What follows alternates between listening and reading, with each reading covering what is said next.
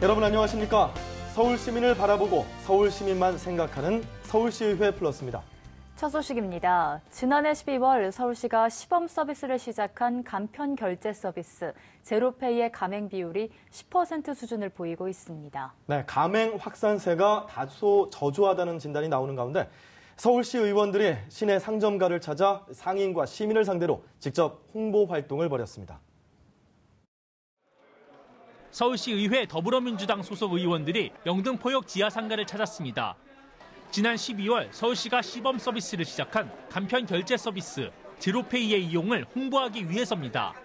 제로페이는 상인이 부담하는 결제 수수료율이 0.5%를 넘지 않고 소비자 소득공제 비율이 40%에 이르는 것이 장점입니다. 현재 가맹점 수는 5만 8천 곳. 서울시는 가맹 비율이 10%를 넘어선 것으로 보고 있습니다. 시의원들은 상가를 찾은 시민을 상대로 제로페이 장점을 설명하고 상점을 돌며 직접 제로페이 결제를 이용했습니다.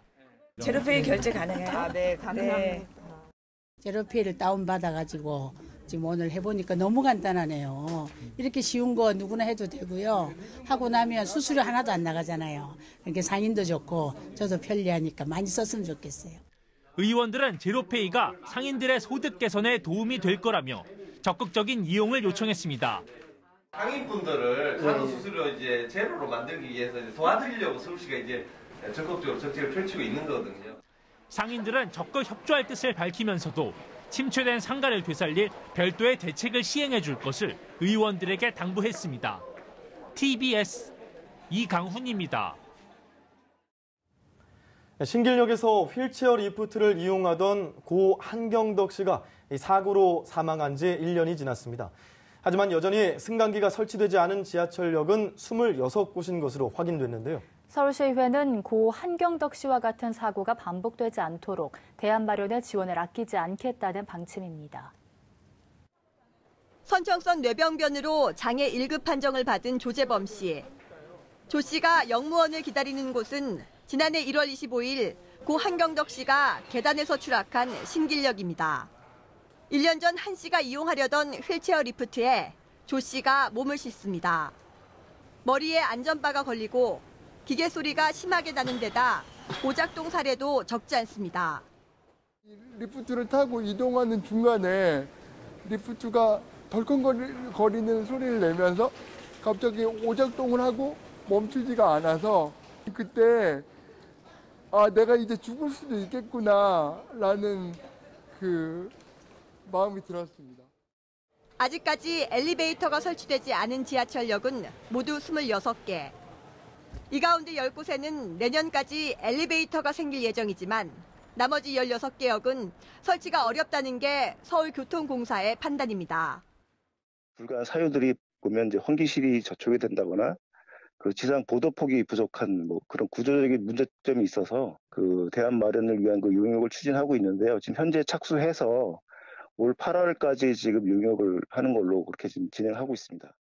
서울시 의회는 고 한경덕 씨와 같은 사고가 반복되지 않도록 관련 예산을 늘린다는 방침입니다. 그분들에게는 그냥 생명이 왔다 갔다 하는 그런 부분에 있어서 저희가 철저하게 앞으로 더 감시하고 견제하고 그 범주 내에서 정말 필요한 예산을 아낌없이 정말 지원을 할 예정이고요. 한 씨가 숨지고 난 뒤 신길역의 호출 버튼은 계단 쪽에서 1m 멀어졌습니다. 하지만 여전히 하루에도 10명 정도가 높이 12m의 계단 앞에서 휠체어 리프트를 이용하기 위해 역무원 호출 버튼을 누릅니다. TBS 이혜진입니다.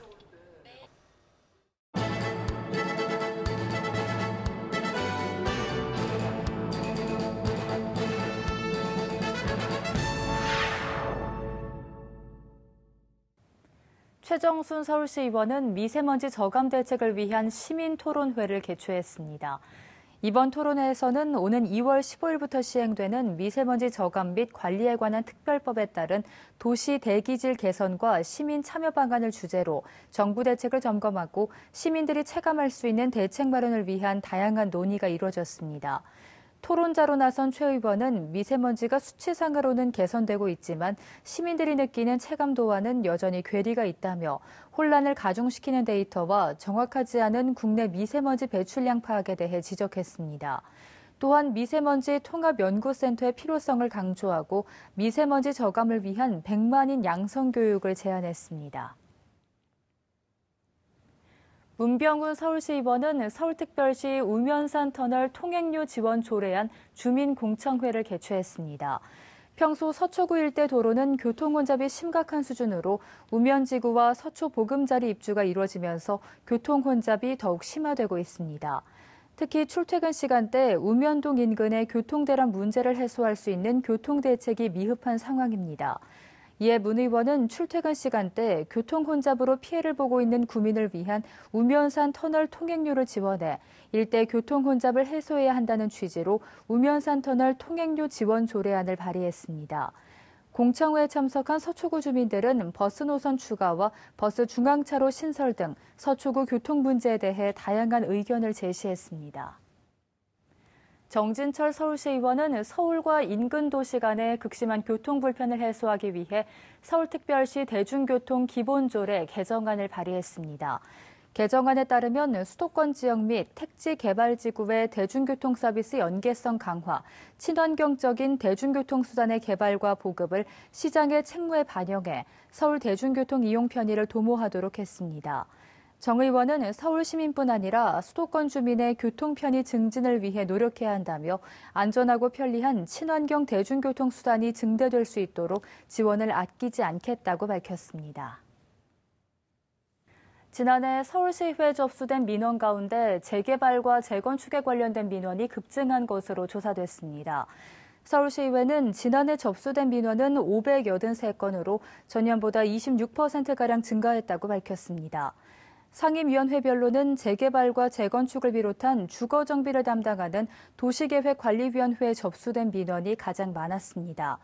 자치구 중에는 성북구가 150건으로 가장 많았고 뒤이어 동작구, 송파구 순으로 나타났습니다.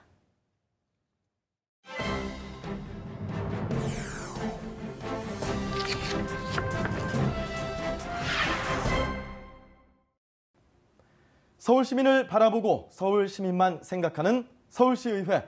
결코 멀리 있지 않습니다. 조례를 알면 서울시의회가 더 잘 보입니다. 서울시의회에서 발의 제정한 조례를 알기 쉽게 소개해드리는 손에 잡히는 조례 시간입니다. 정부가 금연구역을 확대하고 담뱃값 인상과 경고그림 삽입 등 다양한 금연 정책을 실시하고 있지만 여전히 흡연자와 비흡연자 간의 갈등이 끊이지 않고 있는데요. 이에 서울시의회가 간접 흡연 피해를 줄이기 위한 조례를 시행 중이라고요? 네, 그렇습니다.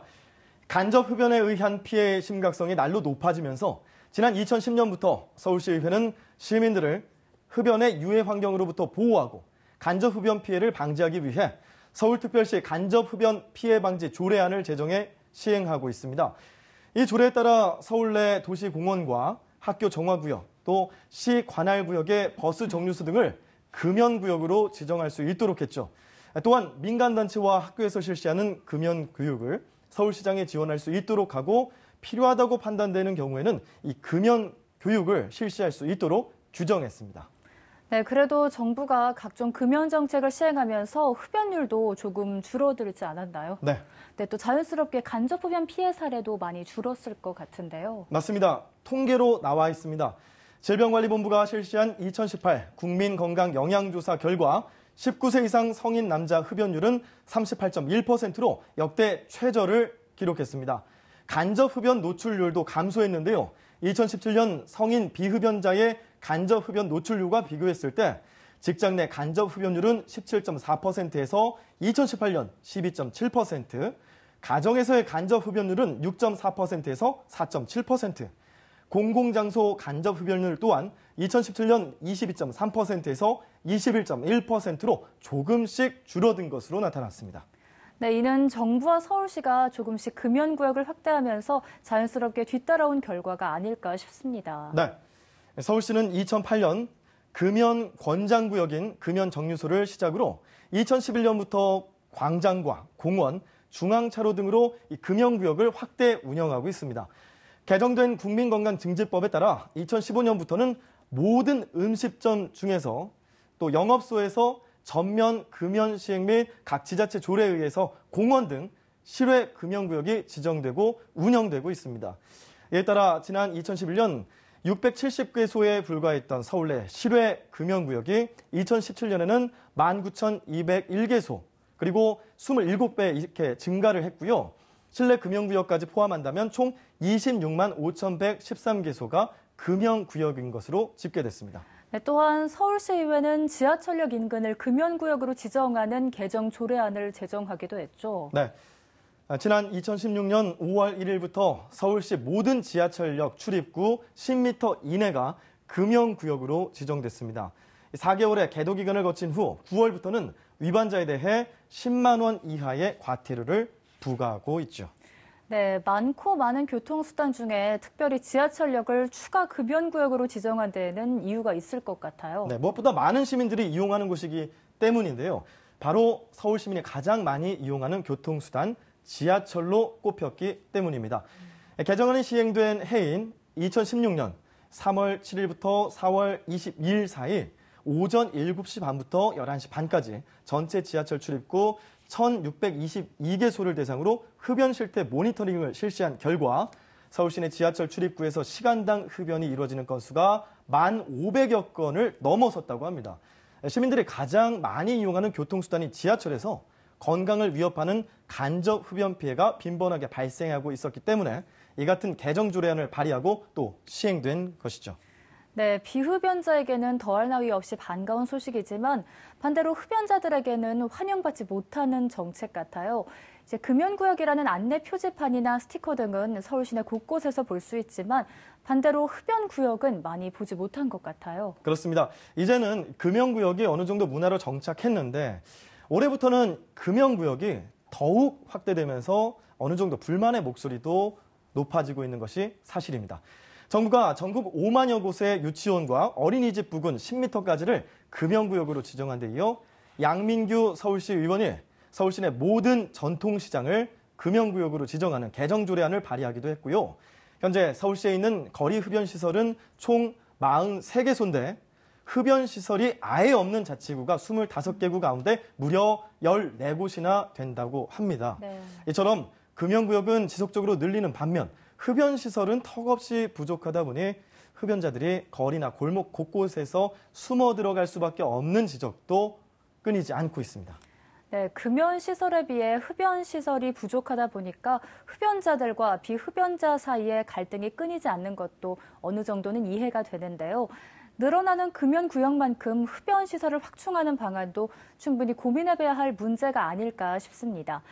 아직까지는 정책에 미비한 부분이 존재하는 만큼 서울시와 서울시의회 끊임없는 고민을 통해 흡연자와 비흡연자 간의 갈등이 최소화되길 기대해보겠습니다.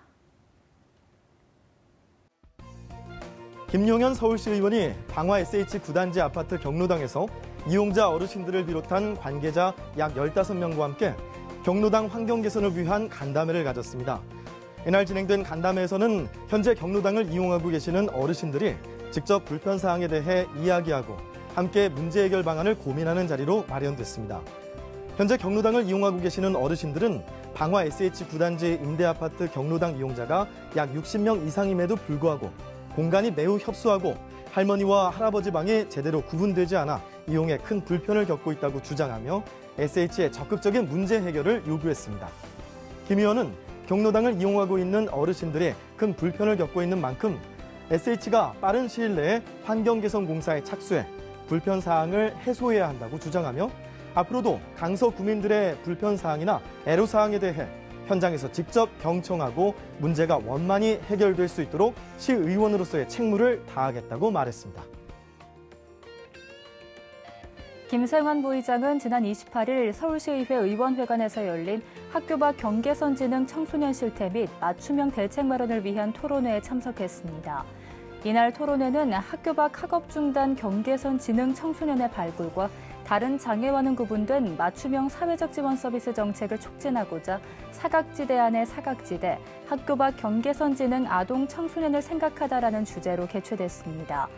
김 부의장은 학교 밖 학업 중단 경계선 지능 아동 및 청소년에 대한 정확한 개념 수립과 국가 차원의 조사 및 관리가 중요할 것으로 사료된다면서 이번 토론회를 통해 구체적인 대책 수립을 위한 논의와 결과물이 도출되길 바라며 모든 구성원들이 행복한 세상을 만들어가자고 말했습니다.